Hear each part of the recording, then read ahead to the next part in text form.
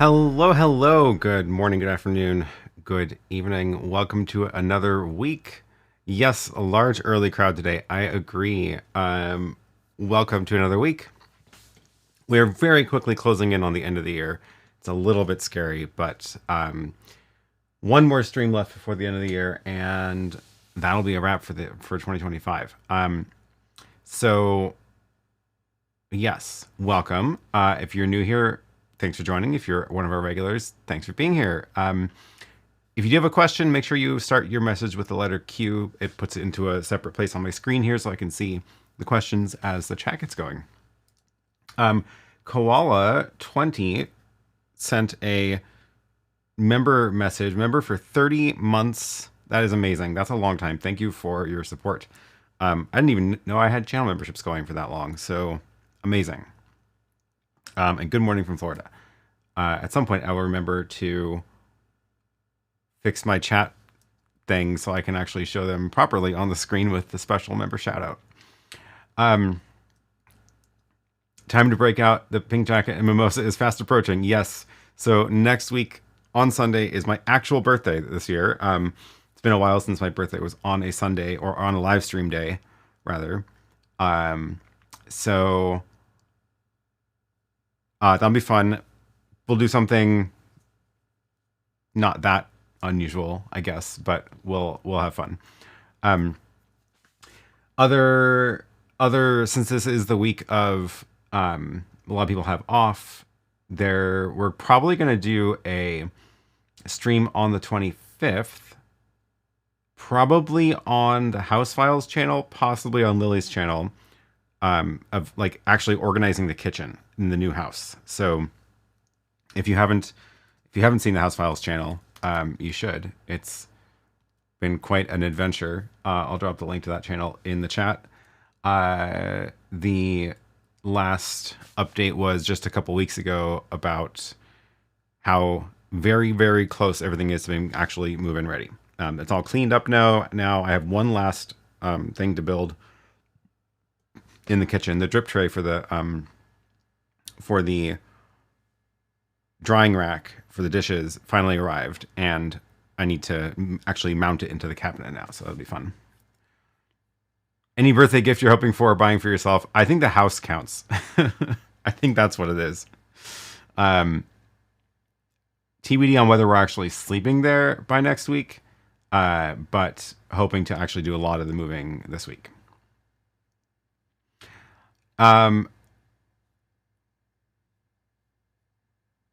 Yes, Matt says update on OBSBot.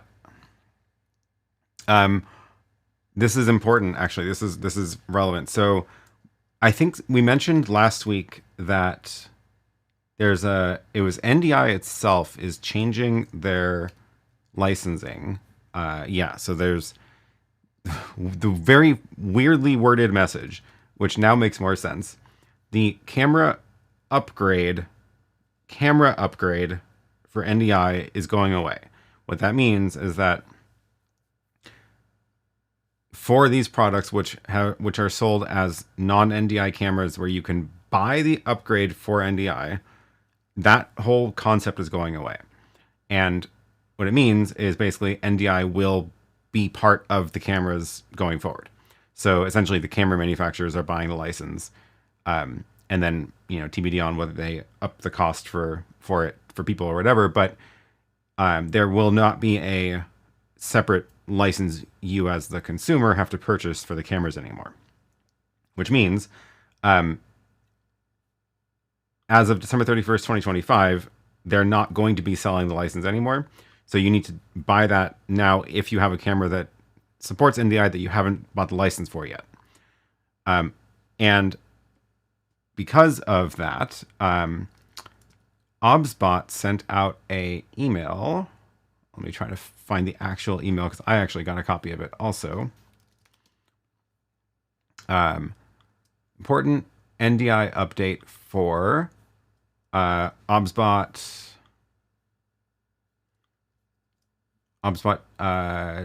Tail 2 and Tail Air. So starting next year, they're going to launch with NDI activated, so you won't be able to buy the license anymore. But that means, I wonder if this is the correct date or not. Current owners can purchase NDI license keys until December 31st, 2026. That, not clear to me whether that is supposed to be 2025 or not. But basically, okay, they said it a bunch of times, so they might be right. Anyway, if you have an OBSBot Tail Air camera and you want the NDI feature, make sure you do that now. I wouldn't push my luck and wait till mid next year. Just get it now if you already have the camera. If you don't have one yet, then don't buy one right now. Buy one after January 1st. And that'll be easier. So that's the deal with OBSBot.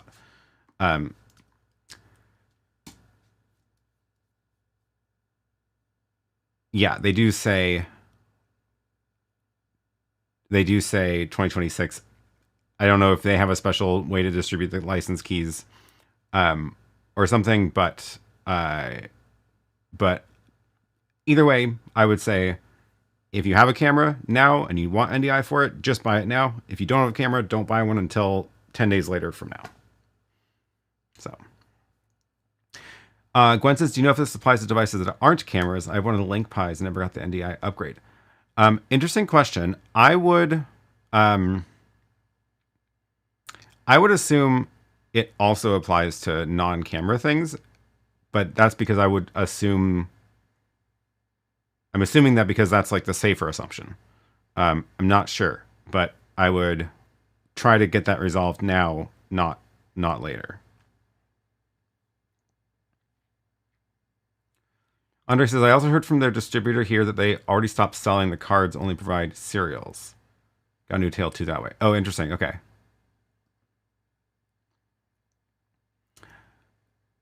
Um, IG never gets old. Says I decided to buy the NDI upgrade for the Yolobox Pro just in case. Yeah, good call.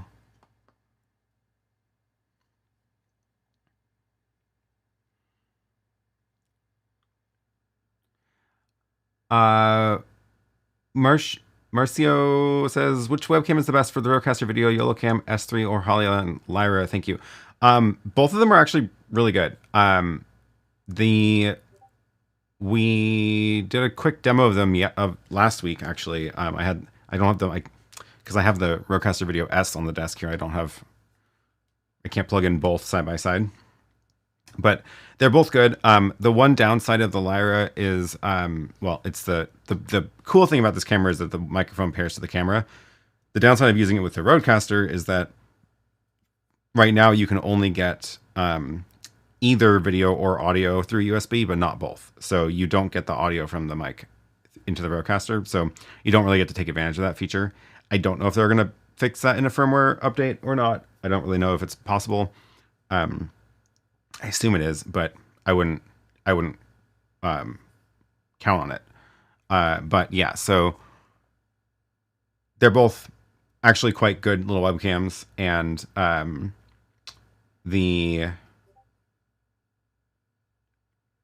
yeah, I don't know. I don't know which one I would recommend. They both work with the RØDECaster, so that's good.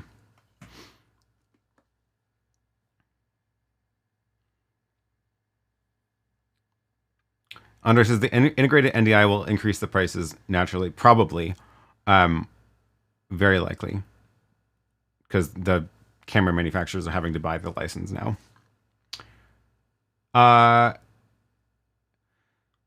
Game Move says we are charged with a budget of $300 to $400 for our camera. What do you recommend? $300 to $400 actually sounds a lot like you should get the PTZ camera that I got from AVKANS. That looks like, let's see. Let's do that.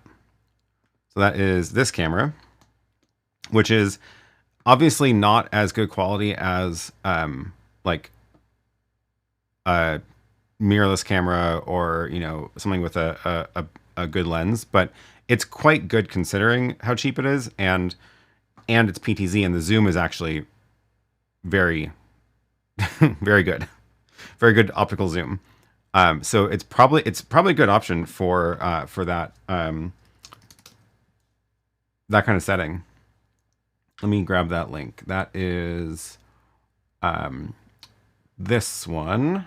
They actually advertise it as useful for a church.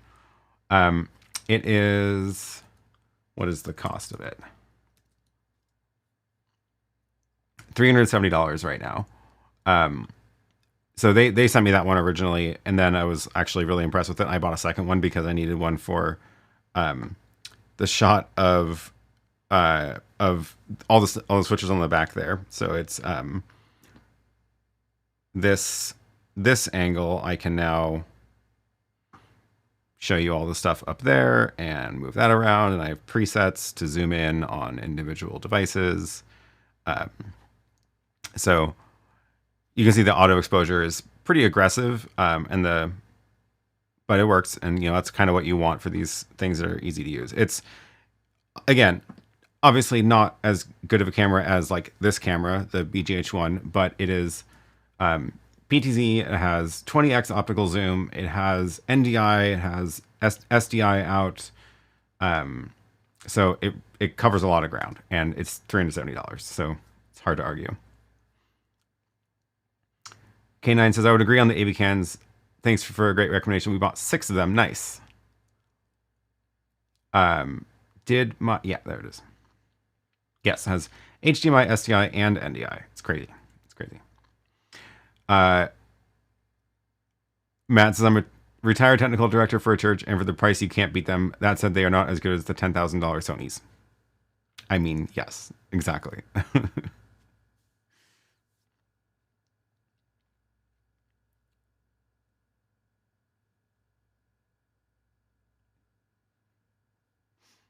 Uh,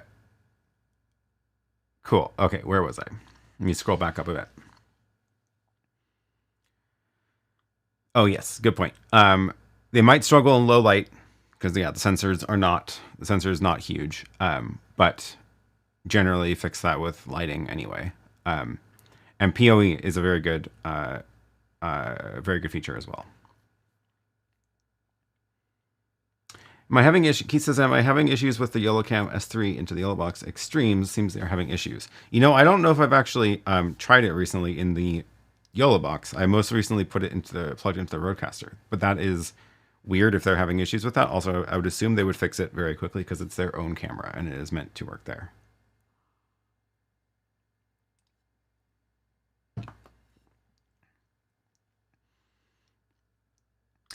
Oh, this was from earlier.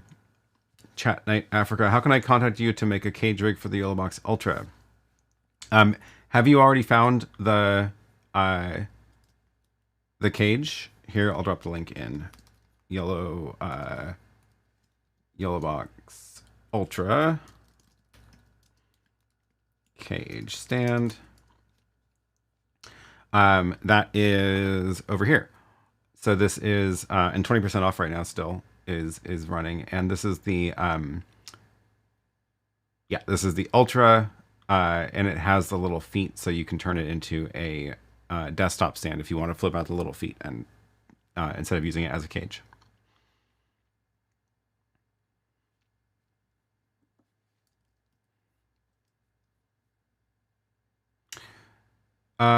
Is the Mocos a good one when you don't want the addition of a mic on the camera? Oh, what was... You said you purchased the Mocos because it has no mic on it, which eliminates the ambient room noise. Oh, well, I mean, you can just mute the camera on your switcher. There's usually... I don't know what switcher you're using, but every switcher should have an audio mix, at least turning on and off channels. So if you plug it in and you're getting the ambient noise and you're in like the let's take a look at the RØDECaster since I have it here. You would just go into your audio mixer and like delete that, you know, HDMI 1 if that's where your audio is coming in, just delete that from the mix. Or Yolobox, the Director Mini, ATEM, they can all do that too. So don't worry about that. But I don't remember what that camera itself is. Oh, is that the little tiny one? They have a couple models.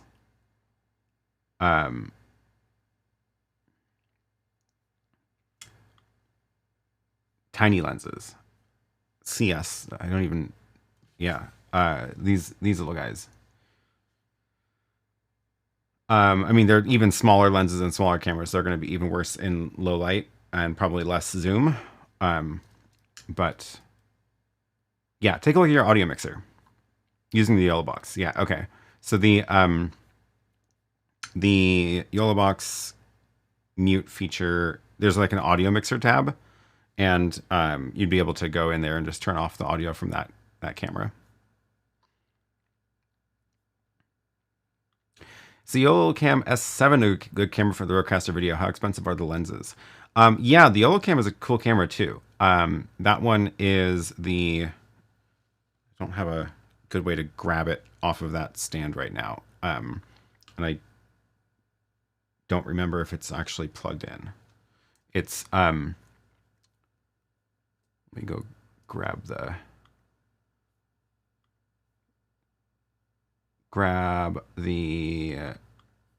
angle so you can see what I'm doing, but I think my camera got way out of focus. Yeah, weird. There it is. So this guy, Yolocam S3, it has webcam out and HDMI out. So somewhere in here is that HDMI cable.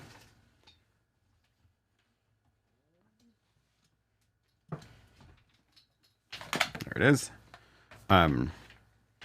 Let's see if I... Oh, I could plug it into this. And then we can see if it's on.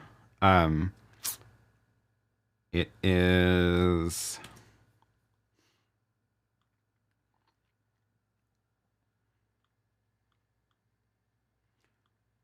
be patch 2. It's not on. I must have unplugged the power or something. Well, yeah, it's a good camera too. I will have to dig that up. The lenses that it uses though are micro four thirds, so you have a pretty good range of options for lenses. One of my favorites, and one of the ones that they've done the most testing on, is actually the 15 millimeter, which is this one. Micro four thirds lens, 15 millimeter lens, which is very small, tiny little guy, and really good quality. And that one is, what's the price of that one? It is $600 new. You can usually find them used for a little bit less. So it's not cheap, but there are cheaper lenses as well. Another good one is a 25 millimeter, which is significantly cheaper, and it's still fine. I think it's like $150. Let me grab the link to that one, which is not here for some reason. Oops. Well, now it's saying it's $200 new on Amazon anyway. Pretty sure I've seen it for $150 new in some places. And I like this lens a lot too. Grabbing the link. Nope. Got logged out. Weird.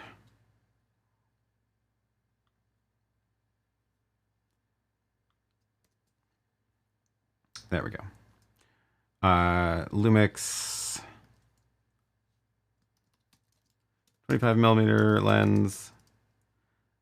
And yeah, that one's like $200 new on Amazon right now, but I'm pretty sure I've seen it for $150, and you can get it used as well.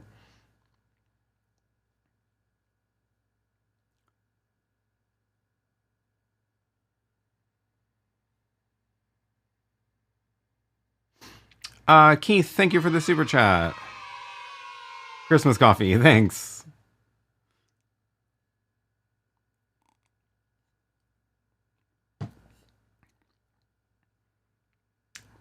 Your video has gone jerky. Is anybody else seeing that? I'm seeing that. What in the world? What does that mean? Is that my camera?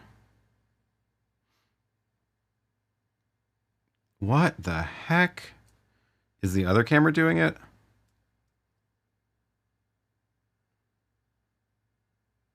Do I have to reboot my camera? That one's not doing it. Yeah, it's just this camera. That's weird. I've never seen that happen before. What on earth would be doing that? I guess we're going to reboot that camera. It seemed to happen when you plugged in the S7. I don't know why that would have anything to do with it. Okay, we're going to reboot it. How the problem with the cameras behind the teleprompter is that they I can't reach them.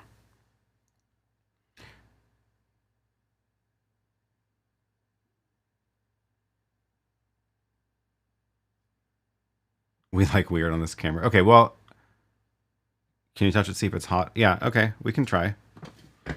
It's behind the teleprompter. No, it's not really hot. We'll just reboot it.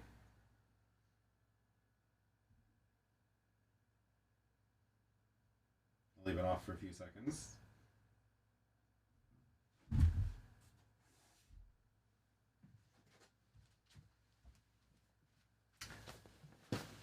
And oh, that didn't fix it. And now it's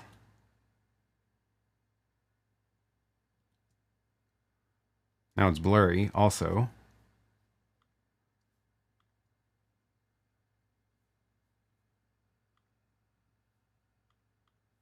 Weird. Now it's out of focus and I can't control it. Okay.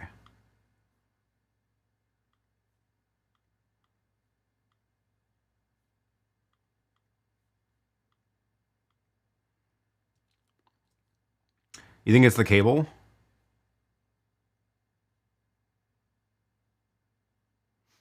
First time, how fun. That is so weird. Perhaps the cable you pulled knocked something loose. Maybe.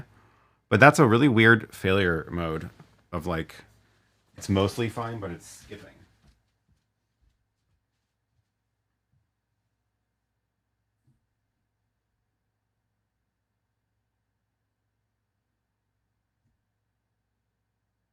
Okay, it's off. Let's. And it's an SDI cable too. It's not even HDMI. Yeah, that's not doing anything.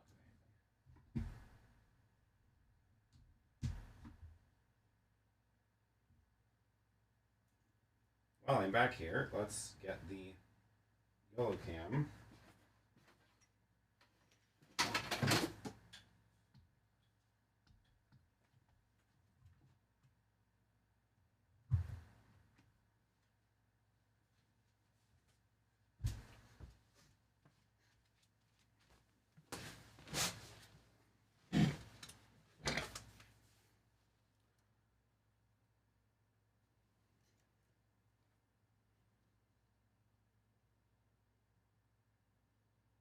Do you always use multi-view in the teleprompter? Yeah, because I want to see the audio levels and the on air in case the bit rate, in case it's like, okay,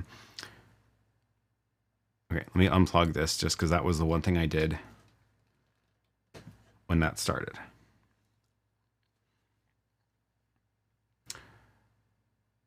Okay, can I connect to the camera? Let's restart the Lumix software control.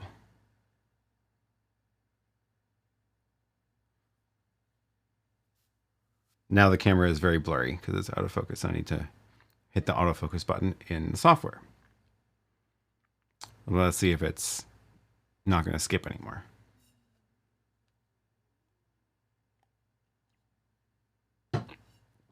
I'm also not sure why the Yolocam is not booting up. And my Lumix tether app is crashing. Cool. Maybe that's related, actually. Maybe because that was, I also, right before I plugged this in, I also launched the software Lumix tether app. I wonder if that was messing with it. Yeah, it's the BGH one. Okay, we're gonna, there we go. There it is. We're gonna do the autofocus and we're back. Let's see if it was the software. No reboot option in the software. There is a button which theoretically powers down the camera, but the software wasn't like talking to the camera just now, so it probably was actually related to that.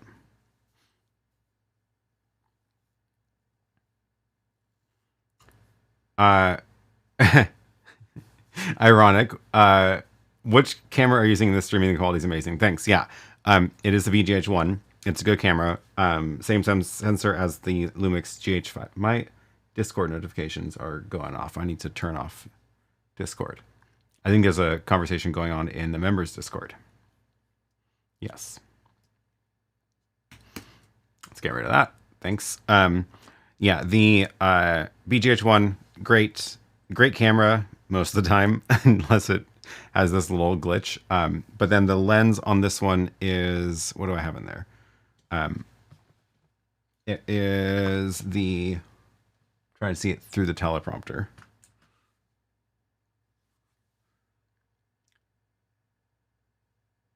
$12 to $35. That's the one.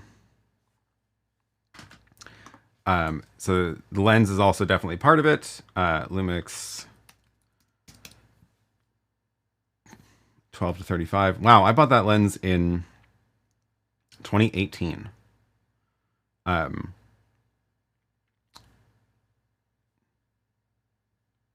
I'm not finding it new listed on Amazon. Do I have a B&H link for it? So the camera, yeah, there's the, well, this will work. Lumix 12 to 35 lens. I like this lens a lot. Also, not a cheap lens, but it's good. But the other thing about why the camera looks good is the lighting. There's a lot of light in here. There is, I'll show you all the lights in here. This one is really just for the table, so it's not really shining on my face. It's what these little things are blocking it from hitting my face. But then there's big light here, big light on the side. This is hitting the side of my face, but also that wall. There's a light behind me, which is that one to get light on the back of my head. And there's a lot of light in here. So that is absolutely super important to getting a good picture also.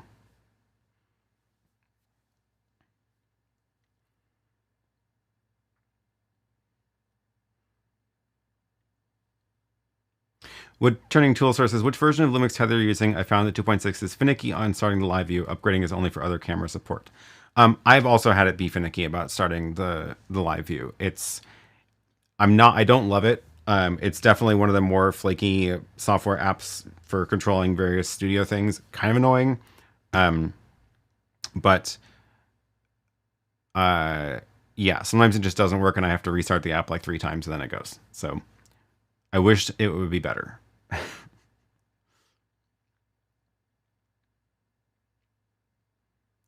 Gwen says, I had something similar happen when I accidentally sent 4K from a camera into an ATEM Mini Extreme. I was shocked to show me anything after I figured out what was happening. That's weird. How many lights are there? Yeah, it's a lot. Really, I guess it's 3 main lights for me. But there's the big one there and the one on the side and then the one up there behind my head. But then in the corner, there's a light to, illuminate that corner.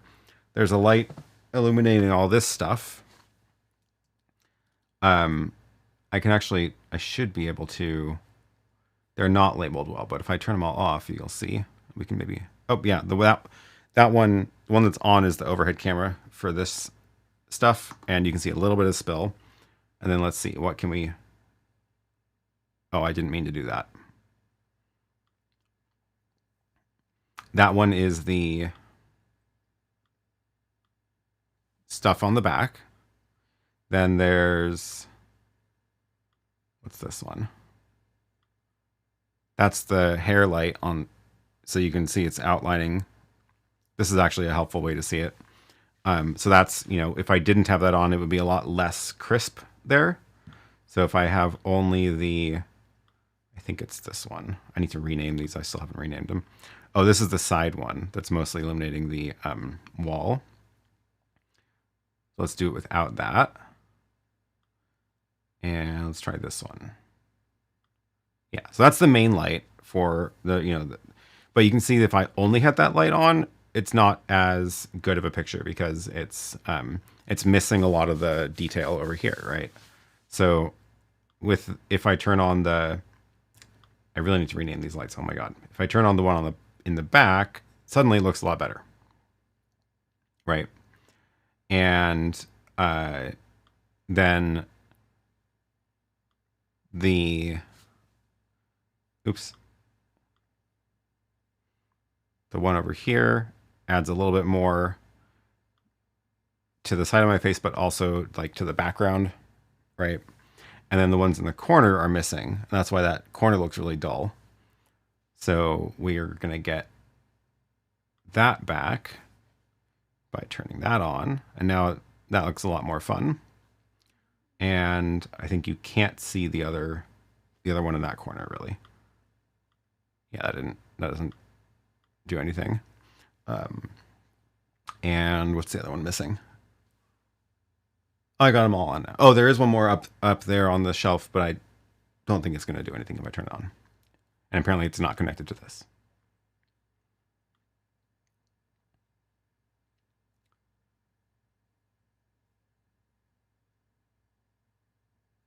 Yes, you often get better bang for your buck investing in lighting than camera. It's true. You can do, you can go a long way with a very cheap camera. Here, let's do the same thing again, but this time with the Yolocam webcam.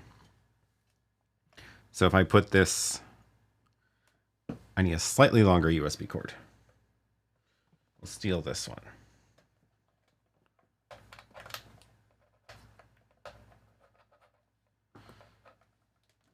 Can never do these without looking. There we go. Okay. So if I grab this USB, and then the reason I'm picking this Yolocam is because it is not very expensive. And it's a webcam, not a mirrorless camera. So let's do the same thing, and we're gonna put it up there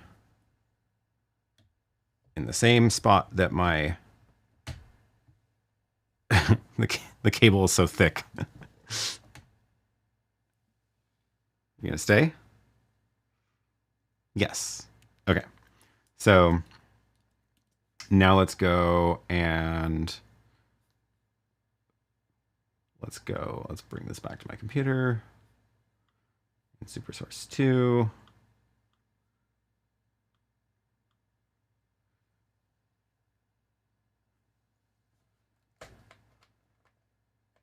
For some reason, the RØDECaster needs the HDMI cable plugged in after it turns on. That one. There we go. And okay, so that's the RØDECaster. So we've got the these are the two different cameras. So we've got the one with the block in the middle is my BGH1, and the one with the with no block in the middle is the Yololive camera. Slightly wider picture, so there is that. Let me go and change this to full screen. So that's the Yololive camera. Why is it choppy? I see a little bit of choppiness. Also, the audio sync is going to be totally off. But now if I go and show you what happens with the lighting, let's go do that again. First of all, it's auto exposure, so this is already brighter because it's trying to auto expose. But if I turn on only the main light, same kind of thing. Like, it doesn't look as good. It's just missing a lot of the detail, right? But obviously, this is a lot better than the picture with no, or just like the weird ambient light in the room. I guess most of this is this overhead light, which I can get rid of. That one's not connected for some reason. This is just the ambient light in the room, which is not on my Stream Deck. Apparently I've changed too many things. It's like the desk lights. Get rid of those too, since those are way brighter over here. Those. Okay, now this is just like the monitor glow. So yeah, this is actually all the monitor glow. And if I go to the ATEM software control that's darker, you'll see what I mean. So now we can start turning on the lights. So now let's go and turn on the main light. So that's something. But again, it's just missing a lot of the details. So let's go turn on side. So that's the second side light. So that is that one, which lights up a lot of the room, and you can see that wall, and now suddenly has a lot of light on it. But we're still missing the back, the one on the back of my head, which makes the most difference. So that one is, I think, this one. Really need to rename these. Yes. So that makes a ton of difference. And then, what is this guy? Desk right. Okay, I'm going to rename this right now. That is the one on the lab. lab. I'm going to call it lab overhead. Where is the rename feature? Oh, I can't because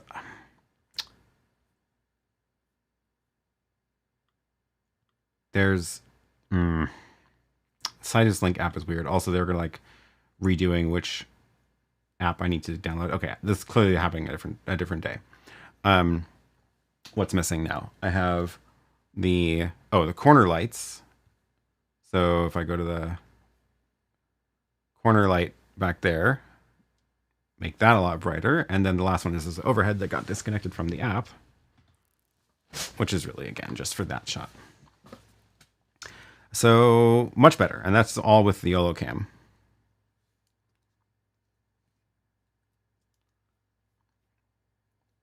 Not winning road creator with the current lighting. Yeah.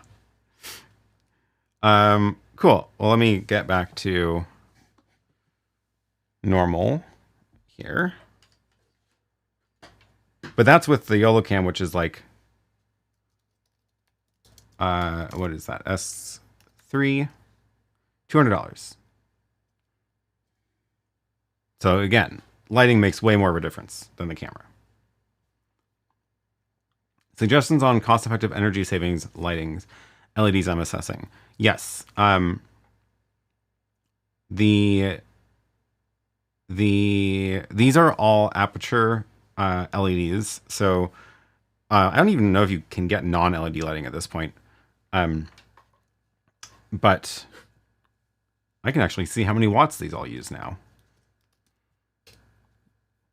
Because I have the ability to monitor the circuit.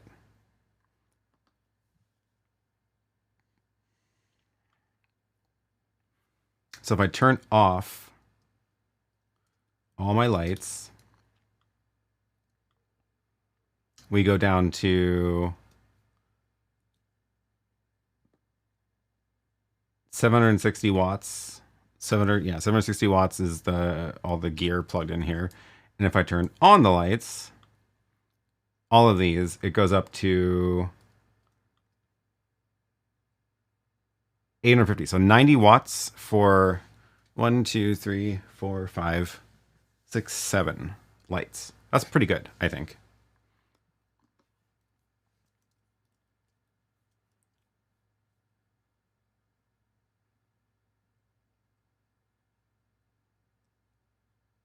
Adam says, I like the contrast in the camera you just plugged in. Yeah, it's definitely more contrasty. There is also settings in the camera if you connect it to your computer that you can tweak, and it'll remember the settings when you plug it into other things. So I could actually go and decrease the contrast a bit to try to make it look a little bit more like this if I want to, but also the contrast can look nice. Depends on what you're going for.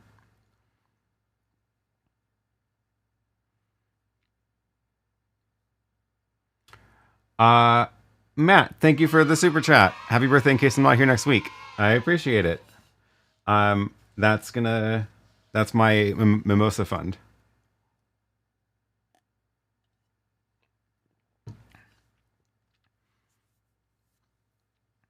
Where was I? Have I tried a slightly darker setup to make it look more relaxed? It's pretty bright. I kind of like the super bright look though. But yes, I could dim these also. Maybe that corner is actually just a little bit much. It's only at 30% too. I can dim that one a bit. Maybe that's a little better. That's down to 10%. But what else could I maybe the hair light.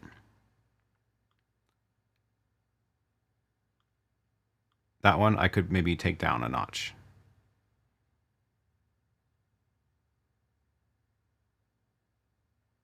Is that a little bit more chill?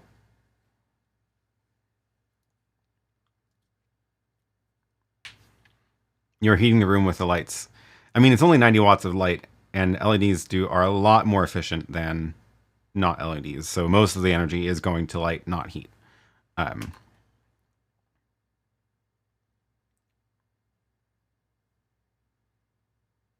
Is the monitor behind you tilted to stop reflections in it? This one, It is. Although it's actually tilted because it's not mounted. It's just set on the little ledge I have here, leaning up against the wall, because I never bothered to actually properly mount it, which I probably should at this point.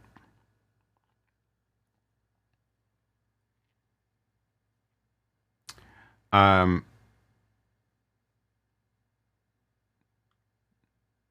wouldn't go for the more sinister look. Nice tweaks. Okay, cool. It's not quite as overwhelming now, I guess. Matt says I like the bright look. Tom Buck Studios are bright also, but so many people go for the dark look and then put tube lights in the back, and it hurts the eyes. I like that look too, actually. The very moody, very dark background, except for like the pops of light. It does look a bit more chill now. Yes, there's a lot more heat from the ATEMs and the other switchers. That is absolutely true. The ATEM Constellation, the 4ME, is a little heater. It is blasting heat out the side. It's wild. Alonzo says, despite the fact that I like the BGH1, I have to say Yolocam S3 is absolutely impressive. I'm using it in my channel as a main camera now. I'm very pleased. I agree. It is very impressive. Yes. And they do have a lot of... let me see if I can pull up the software actually for it. Did I put that on this computer? I did. Good. But I have to plug it in over USB to this computer now. Just to give you an idea of what you can tweak on it. And let me drop the link to that in the chat. Also,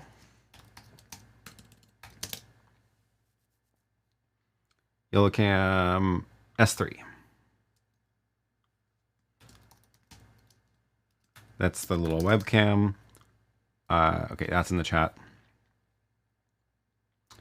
So if you get the software installed on your computer, then this is what it looks like. Let's get the camera pointing at me so we can see stuff.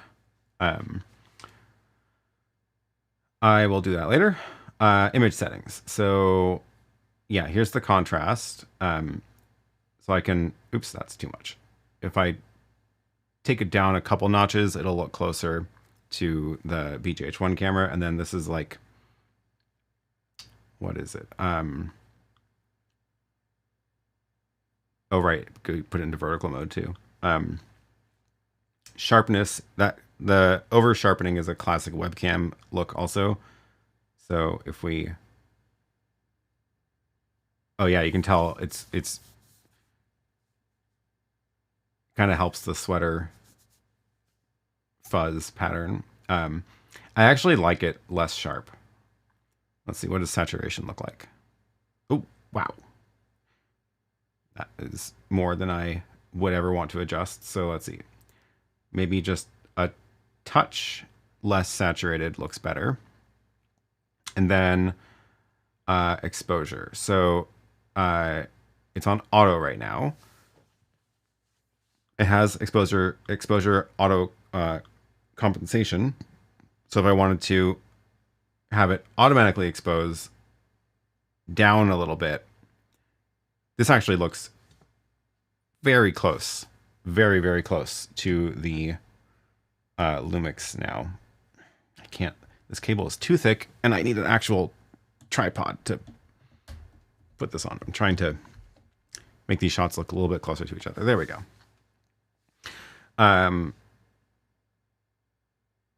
That's pretty darn close.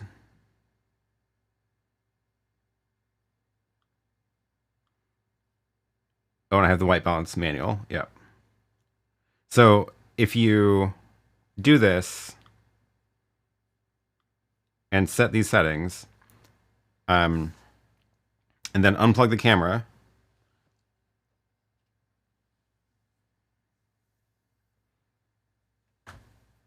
it should remember the settings, plugging it into the RØDECaster. What happened to the multi-view?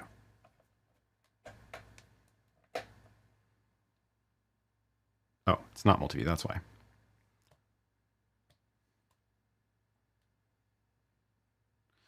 And this is the two cameras side by side. They're very, very close now. The white balance is a little bit off. But yeah, overall, pretty darn close, I would say. Yeah, it looks a little cooler. I agree.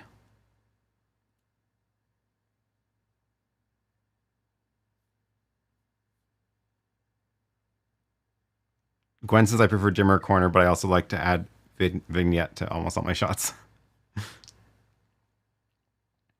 I mean, yes, the Yolocam is very impressive, considering it is $200 and a webcam with a fixed built-in lens. You kind of wish it was slightly less wide. If I bring it closer, I have to get it. In order to get the same shot, I have to bring it this close, which is extremely close. It's like half the distance to me.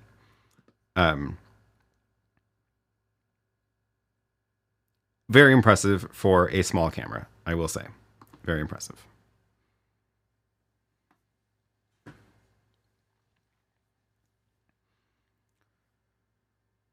Okay, where was I? Yes, looks great for a webcam. Very sharp, 100%. Probably the best webcam I've seen. Oh, let's do a quick swap and plug in the Hollyland. I haven't checked to see if they have desktop software to control the settings on this one. Okay, so let's let that turn on and sync up with the RØDECaster. Come on.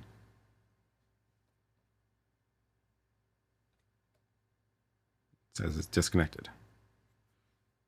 USB.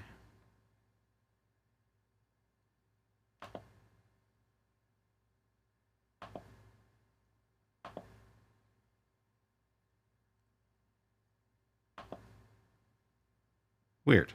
It's not finding it on the RØDECaster. Did I plug it into the right thing? Last time I had this problem, I was plugging into the wrong thing.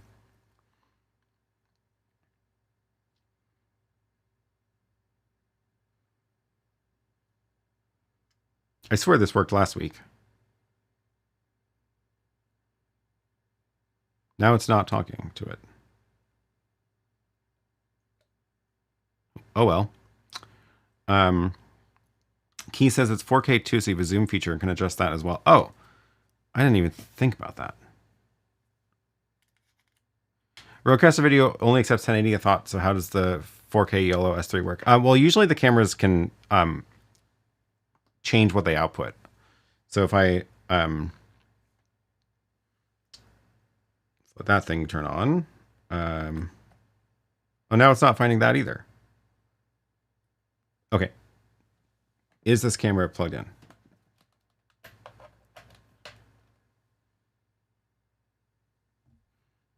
It's getting angry about how many times I'm unplugging it, maybe.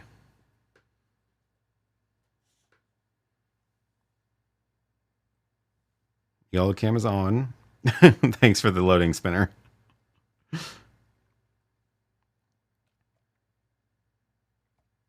Weird. Okay, now it's just not finding any cameras. Let's just do this.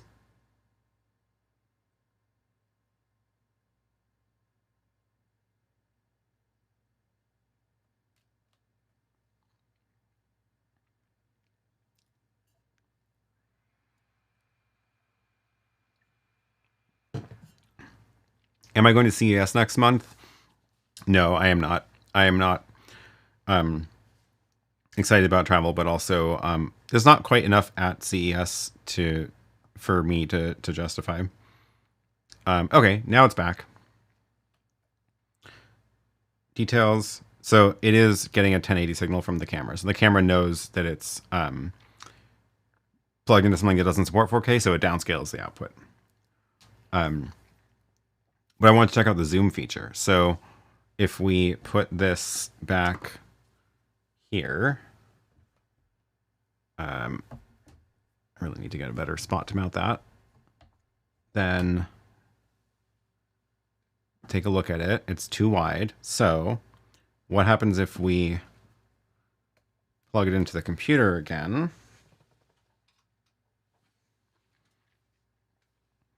and go into the software. Give it a sec to boot up. Confirm. Remind me later. Zoom. Cool. So let's just zoom this in a little bit. That's closer to what I want. And let's see if it remembers that when I plug it back into the RØDECaster. It should.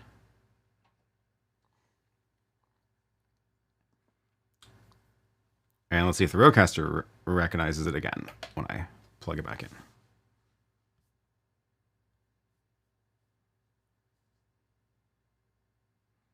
Booting, and there it is. And it remembered it. Look at that. That's great. Well, now I have a perfectly fine second camera angle. I forgot to change the white balance. The white balance is slightly cooler, but it's very, very close.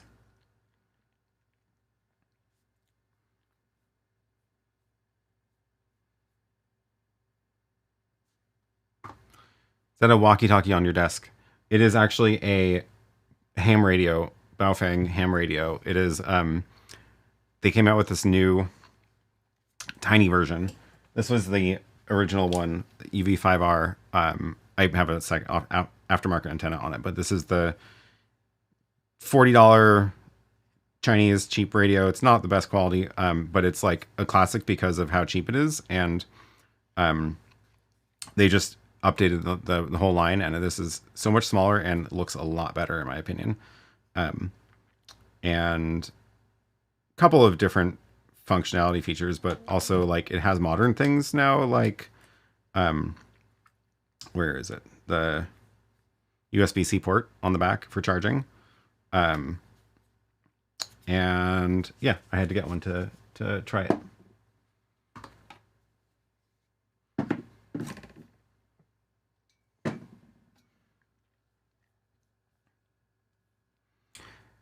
Having it remember the zoom level is cool. I agree. That is weirdly, it's called the same thing. It's still called the UV5R. Let me get the link.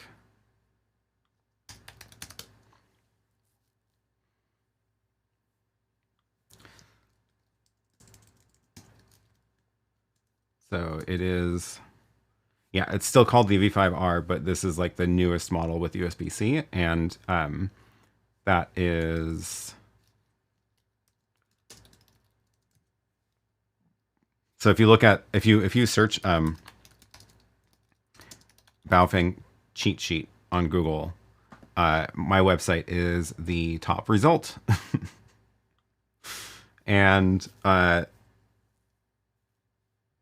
because it was silly because I was looking for this and I couldn't find one, and then I finally, like after pages and pages of results, found someone who made a PDF version of a cheat sheet, and it was buried in Google. So I just copied the cheat sheet into a web page, and then it just started like ranking very highly because it's the content everybody wants. And yeah, this is the PDF that the PDF is offline now too. So thanks, John.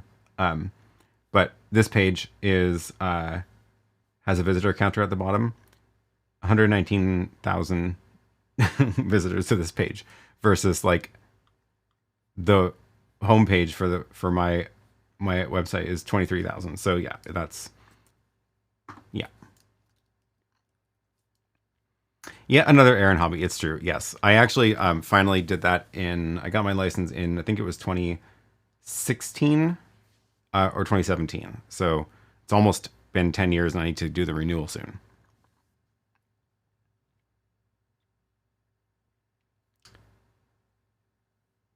It's amazing pulling text out of a PDF releases it to the internet. PDFs are like a coffin in a cemetery. What do you use radios for? Bike rides?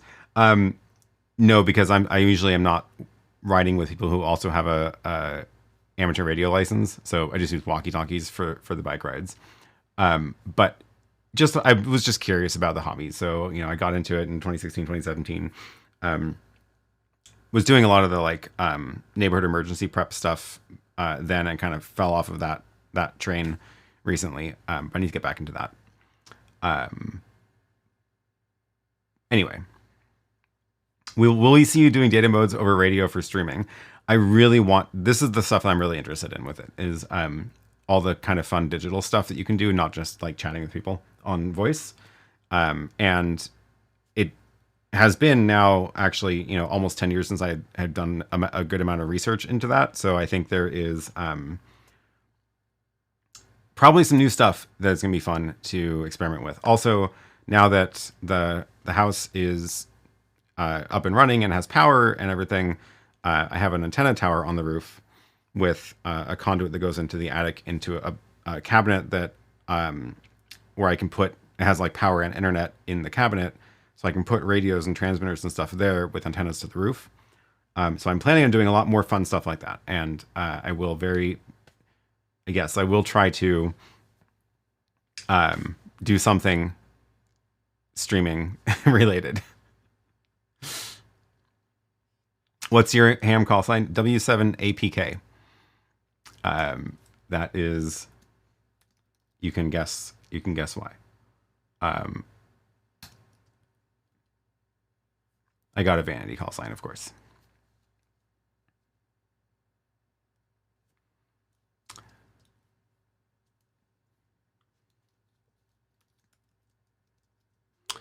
Wow, coming in with the channel membership gifts. Thanks, Technobuzz.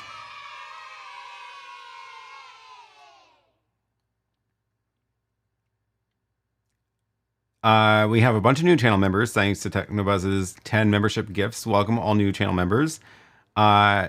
Make sure that you find the little member section down below now and join the Discord where the members hang out and chat. I don't expect you to hear you at Edinburgh on VHF. True. I like how you got an APK in the call sign. Yes. Okay, let's see. Let me go back to the chat here. Where was I? Omer says, I bought a RØDECaster video yesterday night. Went to a job. I did a small test. Didn't connect OBSBot tail air via NDI. Does the RØDECaster video support NDI while wireless connection, or did I miss something? It should. It only supports NDI HX. Does the OBSBot tail air support that? I always forget which one it has. Let's just double check on the tech specs for the tail air, which NDI it has.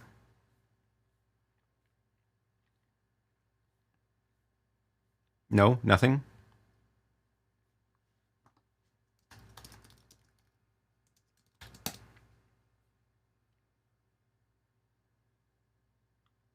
Because if it's not NDI HX, it's not going to work with the RØDECaster.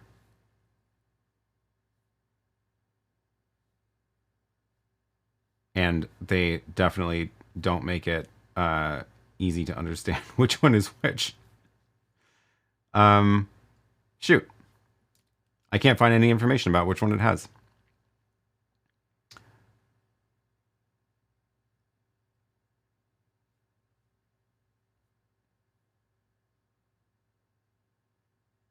Full NDI is free. HX is licensed. HX3.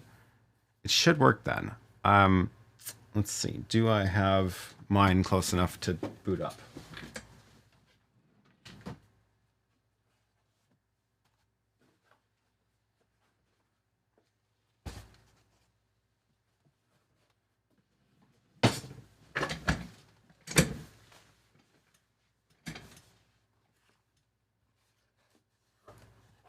Omer says, when I connect via Ethernet cable, it works, but Wi-Fi doesn't. Oh, okay. So if that's the case, then I'm guessing it's actually something on your network. So the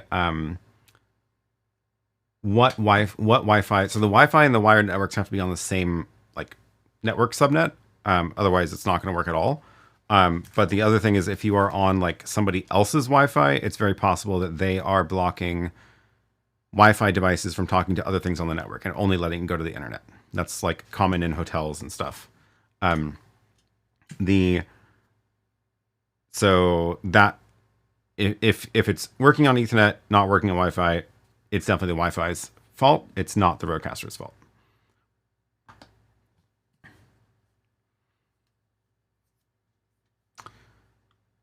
Mike says, when playing back a video clip on my RØDECaster video, there's a lag of about 7 frames between the audio and video monitoring the clip via HDMI program out and internal loudspeakers on my monitor.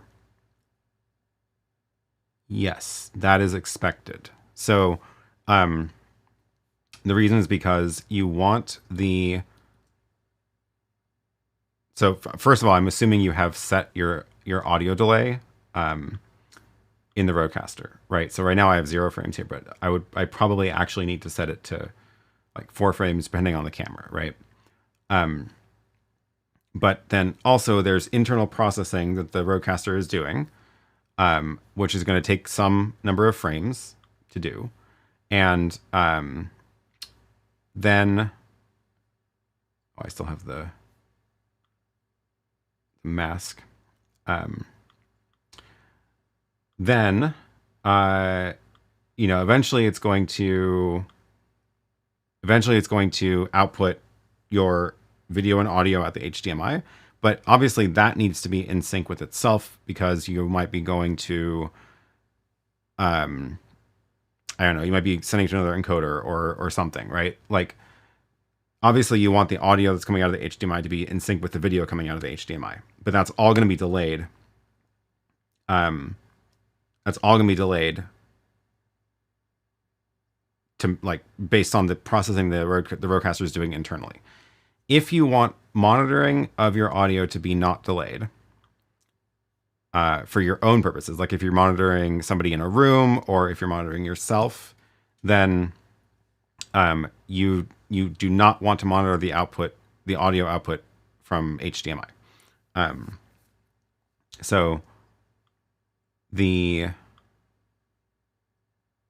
Actually, that's not true. It should.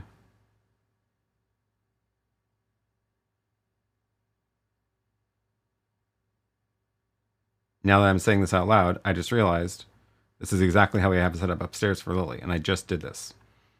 Oh, you know what? It might be the difference between live mix and custom. Now I want to test this. Do I have a good way to test this? It's going to be awful for you, but yes, I do. So I'm sending... We can do it. We can do it. But I want to fix this. There we go.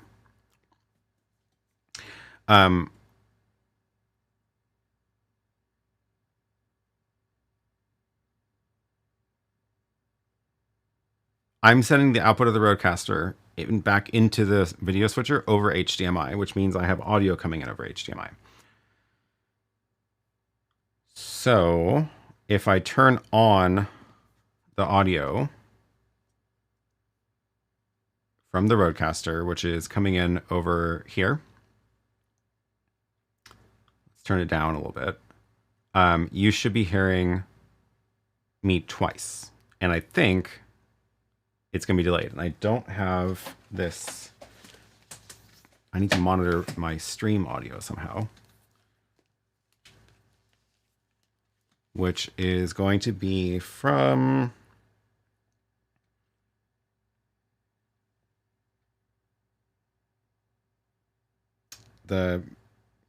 my video matrix is making a horrible fan sound, so I don't have it turned on, which means my little monitors here don't work.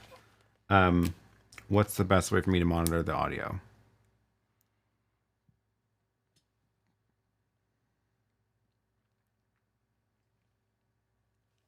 Looking around for headphone jacks. There's like a headset plug on the ATEM. That's not going to work. Oh, I guess there's a headphone jack on the... No, there's no headphone jack on the ATEM Mini. I guess my mixer. I think that's going to work. Check, check. Why can't I hear myself?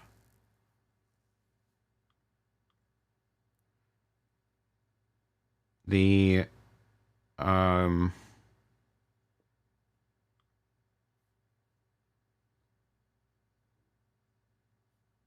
no. Why? Is it just the headphones volume is turned down? No.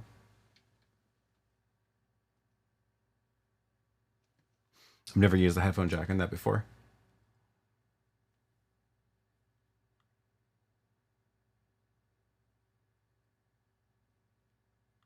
Check, check. Nope. I know what I can do. I can turn on my loud video matrix temporarily.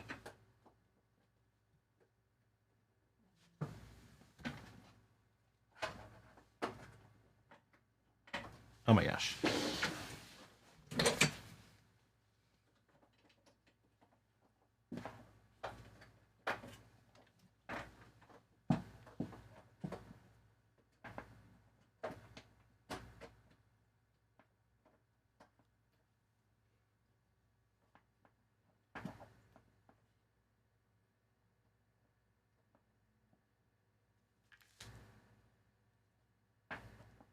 There it goes.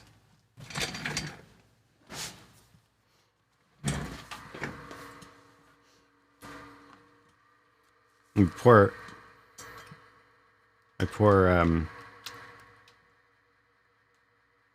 fans in that thing. Okay, so now I have this screen on, so I can hear myself, and you can hear that horrible fan. And now if I turn on the second audio, check, check, check, check, check. Whoa. Okay. Yeah, so it's like phased. It's like a frame off or something. So you're hearing me twice, which is fine. Because the point is, if I have, let's make this a really big delay. Check, check, check. So the audio out of the RØDECaster is not delayed. Check, check.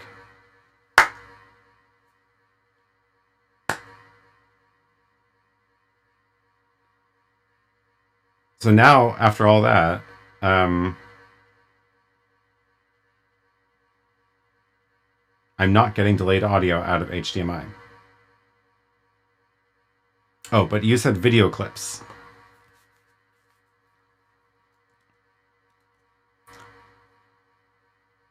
Wow, wow, wow, wow, wow, wow, wow, wow, wow. Wow, wow, wow, wow, wow. Okay.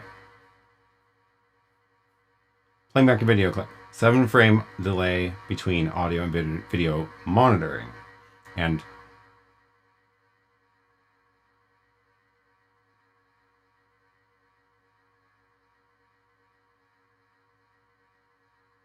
HDMI program out and internal loudspeakers on my monitor. So let's go play back a video clip.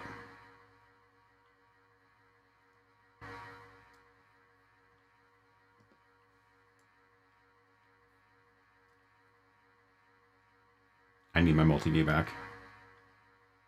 There we go.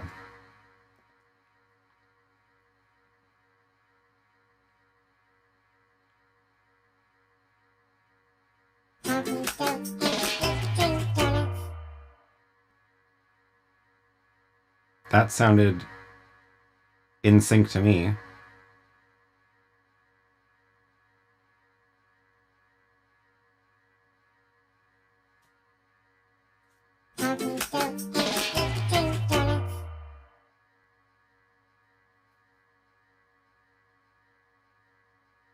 Now I'm having a hard time understanding how you would even tell if that's delayed by 7 frames. Okay, well, let's undo this sound. Okay, got the double sound gone. And I really want to get rid of my fans that are screaming at me.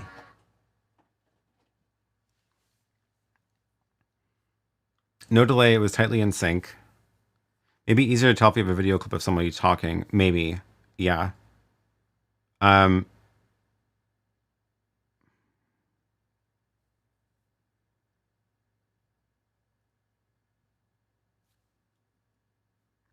Yeah, I'm not sure.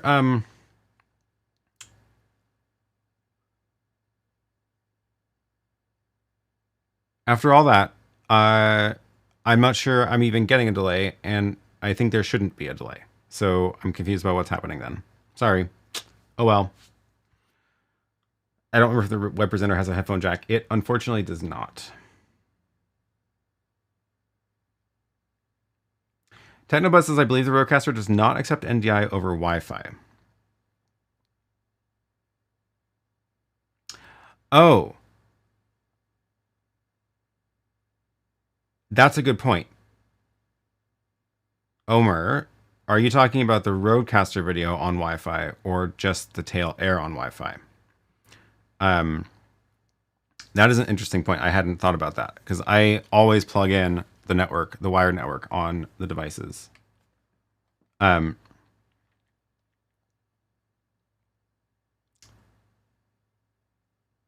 So when it's wired, I can have NDI, wireless NDI devices work. What happens if it's not wired? That's a good question.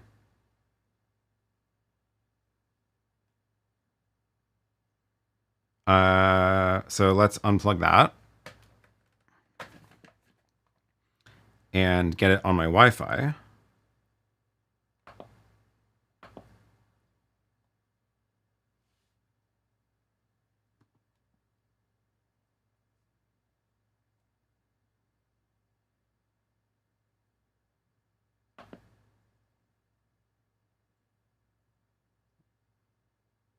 And did I save my Wi-Fi to this yet?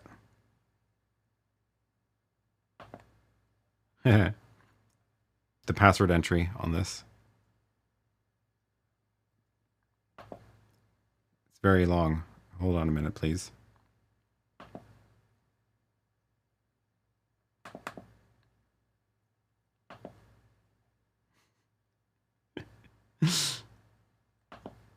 At least it's all lowercase.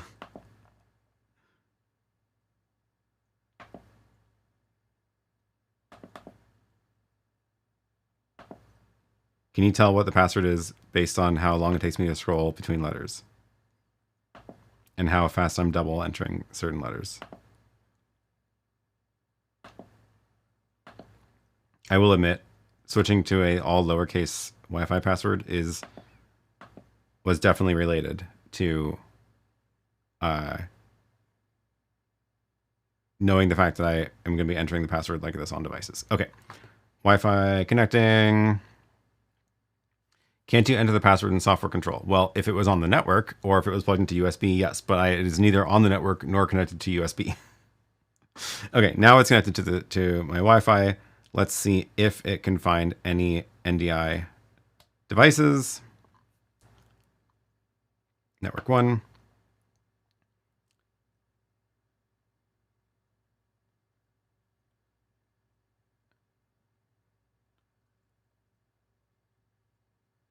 Oh, it looks like it's not finding them. And if I plug back in the wired, yeah, okay, that's the answer. I didn't realize that. It just refuses to find NDI devices over the Wi-Fi connection. Good to know.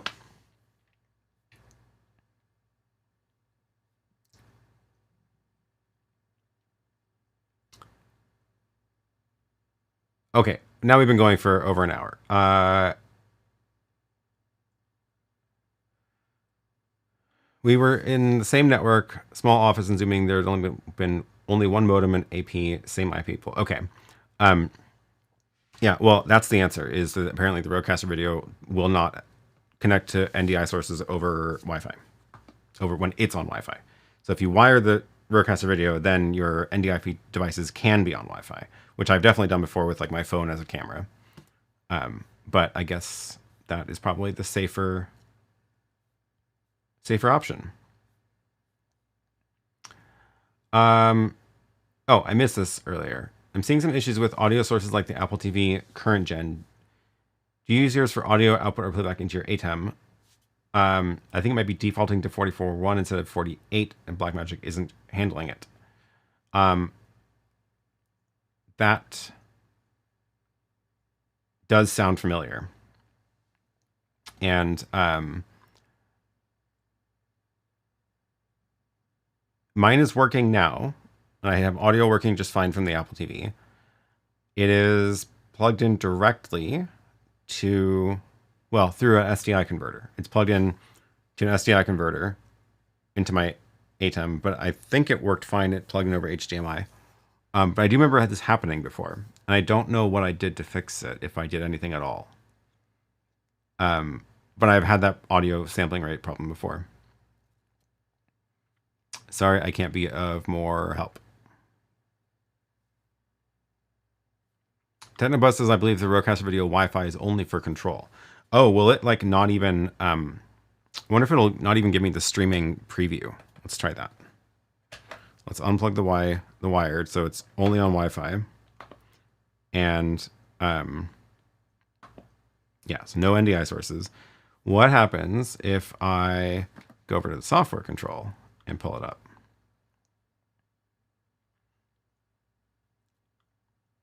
Will it even let me preview?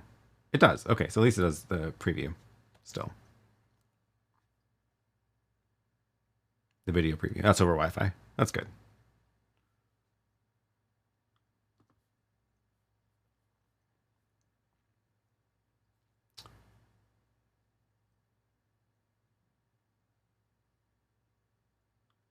I'm recording my first ever paid on-site podcast episode for a tennis store in Boca Raton, Florida, using RØDECaster Pro 2, RØDECaster Video, and 2 mirrorless Canon cameras. Any tips?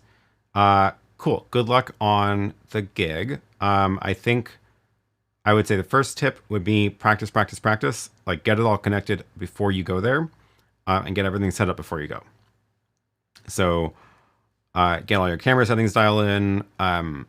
Not exposure, obviously, but like all the other settings, like make sure that they have clean HDMI out set, and the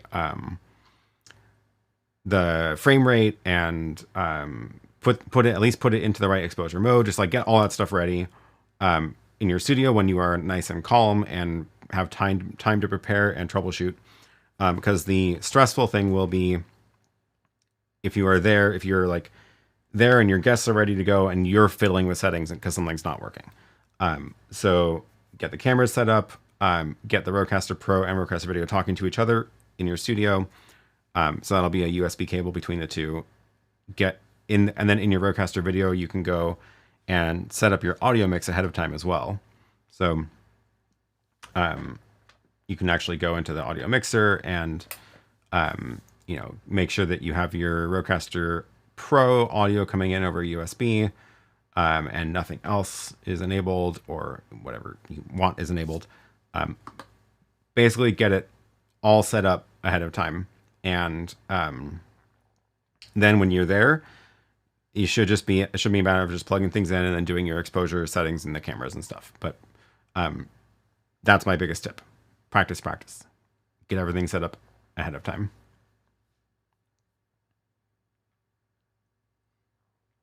This is also a good tip. Make sure you have 2 sets of recordings at 2 different places in the pipeline, audio and video. I'm guessing if it's a podcast, then the audio is the most important thing. So at the very least, make sure you're recording 2 audio, 2 copies of the audio. If it's a video podcast, obviously they're going to want a video feed, and getting a redundant video recording is going to be more work or more complicated. So depends on how important that is to them. But at the very least, I don't remember the details of these cameras, but if your cameras, well, you didn't even say which cameras it is. Check if your cameras can record and output HDMI at the same time, because then at least that's an easy way to get a backup video recording, is to record in camera. But sometimes they will disable the HDMI out if they're recording. It depends on the camera model.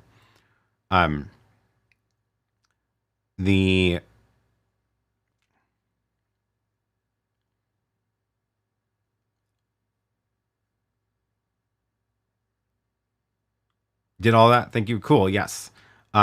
And other good tips from people. Bring lots of just in case stuff. Record everything, backup audio sources. Get there as early as possible. Early as possible is definitely a good tip. Bring extra cables and stuff. Yes, I agree. You never know the distances for things when you're like actually there, unless you've done a test in that space before. But you might be surprised that you need an extra 10 feet of HDMI or audio cable. So bring extra XLRs. I agree with the spare mic and everything as well. Get there early so you're not rushed. Yes, absolutely.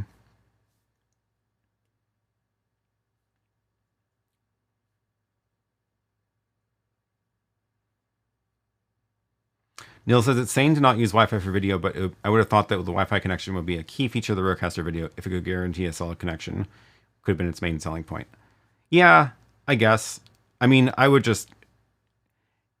guess what it is the chances of people messing up a Wi-Fi connection are much higher than messing up a wired connection.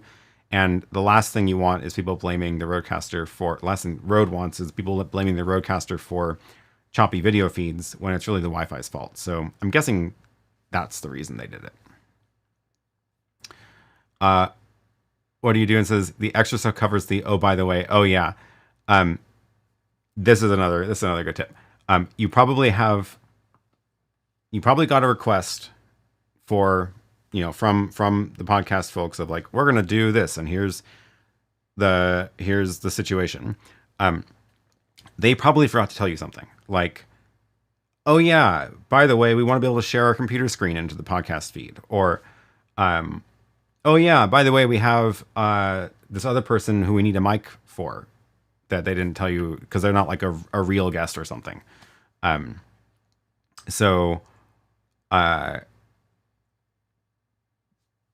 Make a plan for as much of that kind of unexpected stuff as you can think of, like an extra mic,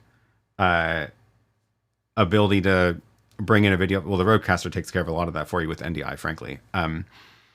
But the, oh, by the way, is why my packs are really light. Yes. And yes. And oh, by the way, is a change order. You can charge more for it. Yes. Also very good, good point. I forgot to mention, I usually mention this first. Bring your own travel router, bring your own network. Do not connect your gear to their network. Connect your travel router to their network. But that way you get, the local network that you've already practiced with is the same network that's going to be there because you bring it with you. If they are funny guys, they may have a peanut gallery. Wireless mic for questions from the audience. Yes, exactly. And the good news is with the RØDECaster stuff, you have very good options for this kind of last minute connections of like bring the Rode interview mic that pairs wirelessly to the RØDECaster Video or the RØDECaster Pro. Double check that whether or not they want headphones to monitor their own recording. That's something that they may assume, but may not have explicitly said.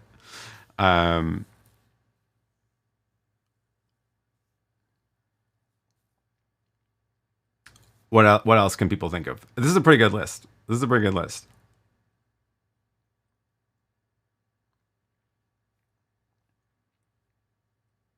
How can I downscale my full NDI so that I can input it to OC Duet 8? Oh, I still have never actually done that, but there is a Windows program that can do the NDI like conversion and rebroadcast. And I forget what it's called. I'm sure somebody in the chat remembers what it's called. But that's basically the way to do it, is to capture it on a Windows machine and then rebroadcast it over NDI HX. It's very annoying. Pat says, tip, assemble everything in racks and cases and cut down on setup time. Yeah, also a good tip, although frankly the RØDECaster Video takes care of so much of that for you already, because you just have so much packed into one device. But yes, if you can put things in cases and connect as many wires as possible ahead of time, reduces the amount of wires you're connecting on site. Bridge, is that the one? Bridge. NDI Bridge does NDI full to HX. Okay, that's the name of the one. Yeah. By the way, I don't know if you meant downscale as downscale full NDI to NDI HX or downscale resolution. I don't know if it downscales resolution. I don't think it does, but it will do the conversion from full to HX. Also, headphone splitter, if they have monitors and you can't find the issue they're complaining about, getting a split at the headset end so you can hear what they hear. Ooh, that's a good tip, too.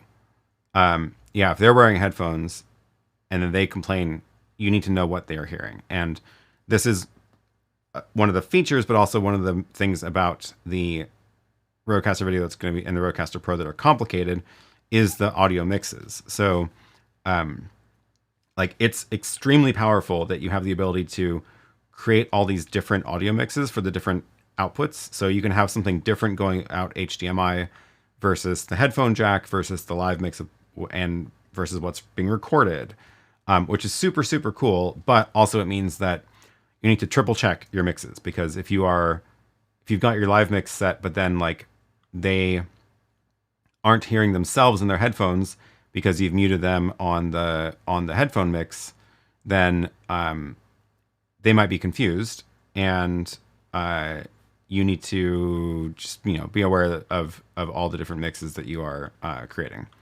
But this is something I just did for Lily's studio, is because she has a monitor in front of her, and obviously doesn't want to hear her own audio delayed, because we have to add the mic delay, and well, she doesn't want to hear her own microphone anyway, whether or not it has a delay. It doesn't make sense to blast her audio back into the room. So instead of having the live mix over HDMI, I have a custom mix and turn off her microphone, but leave the video clips, for example, and the sound effects from graphics. And that way, when she has sounds coming from like the animation in the video clip, she can hear it on stream now, and the countdown music as well. It is turned way down on hers. See, I think I can actually get to... Oh, why is hers not showing up? There it is. So, yeah, the video clips and HDMI 3, which is where the countdown music plays, turned way down, so it's very quiet in the monitor. But that way she can at least hear what's going on with the music. So that's her audio mix versus the live mix, which is... everything's at like full volume.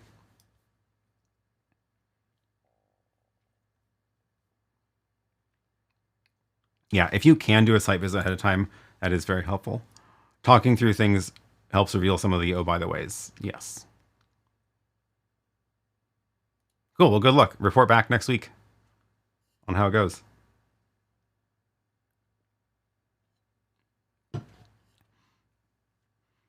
And if you haven't seen it, I do have a video about the RØDECaster video for podcasts specifically.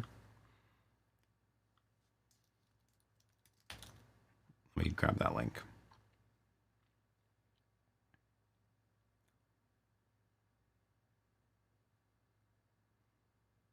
Oh, maybe not. It's the auto switching podcast. That's what I was thinking of. So less important.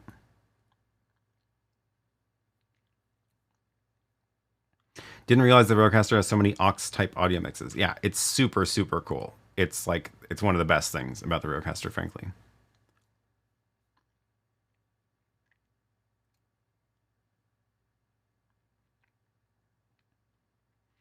Did you film setting up Lily's new studio? So we haven't actually done it yet. We were going to do it last week, and then I was still in the middle of working last week, so I didn't end up with as much time on Monday as I thought I would. I had stuff all day. And then it was like 2 o'clock or 3 o'clock on Monday, and it was like going to be dark in an hour, and we did not want to start the project then.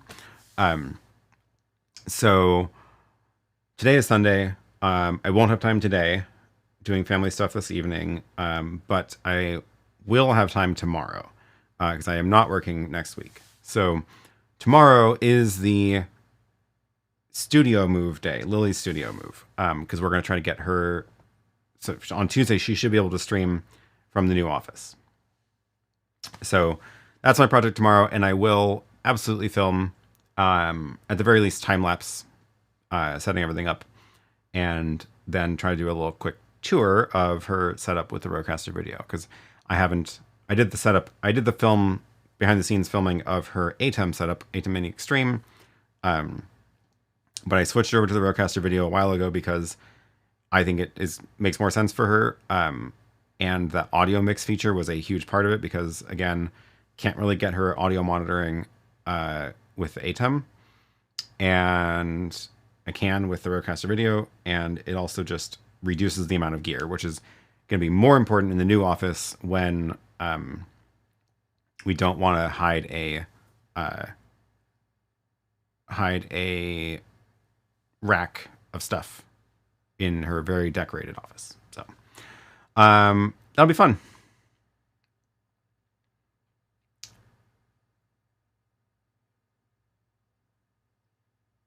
Decide. Oh, this is about the podcast gig. Decide on priorities. What you're willing to sacrifice as a solo operator when sound, video, lighting are all having problems, and you're expected to change slides too.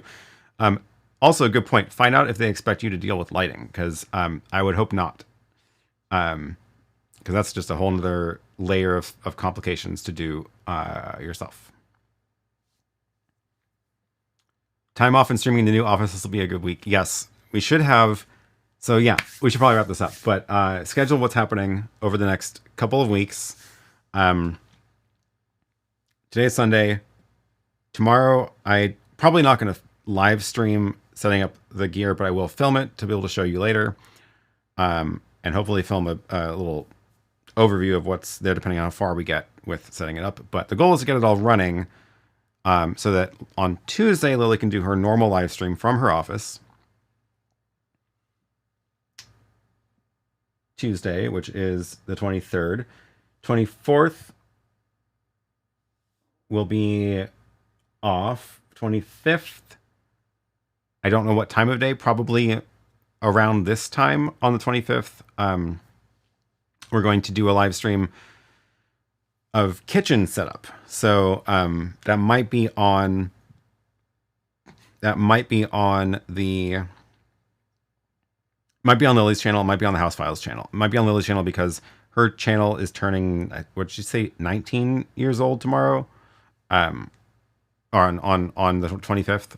So she kind of wants to do something on that channel, and then that leaves Friday, Saturday, and then Sunday is we're back here with Pink Sparkly Jacket and mimosas, and we'll see what we can do.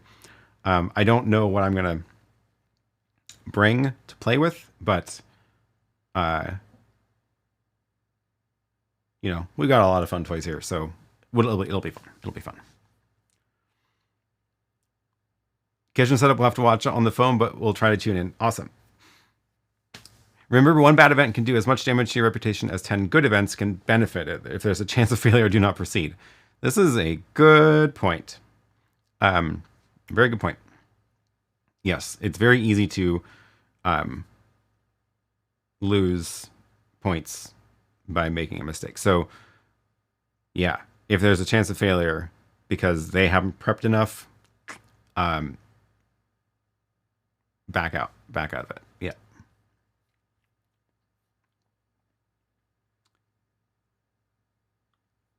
Pink jacket time. It's been a while. Yes. Okay. Sounds like a plan.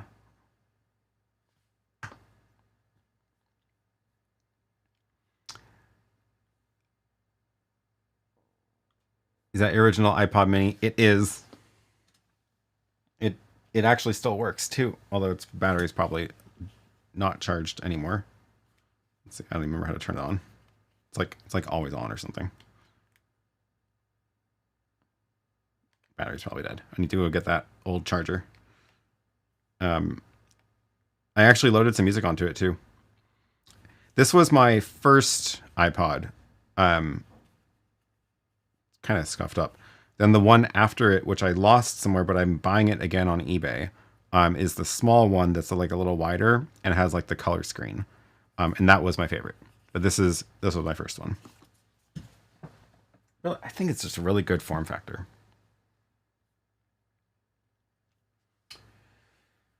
Maybe I'll bring out all of my old old cameras and iPods and Palm stuff, and we can just play with all those next week. This was my first Palm Pilot. I mean, a repurchased version of my first Palm Pilot. And I finally got the cable so I can install stuff on it. So I'm going to try to see what I can install. Okay, we should wrap this up. This has been fun. Thanks, everyone. Thanks to our extreme supporters, Larry, Andre, Kevin, and Marcin. And thanks to everybody else for your support. We'll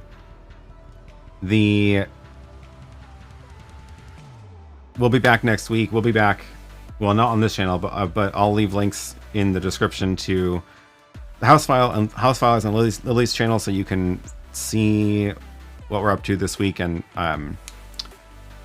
all of these have some footage to show of the studio setup for the new office next week, so it'll be fun. And yeah, we'll be back same time, same place for the last stream of the year. Oh my gosh, I can't believe it. But yeah, great tips, everyone, for that podcast gig. I hope it all goes well. We will. I do want to hear back about that, how that went next week. So make sure you come back to the stream. All right, yeah. Have a good holiday week. Hopefully, people get some time off. Happy holidays. Get some rest. Catch up on sleep. Whatever it is. Go film some videos or podcasts or whatever. And we will see you again next week.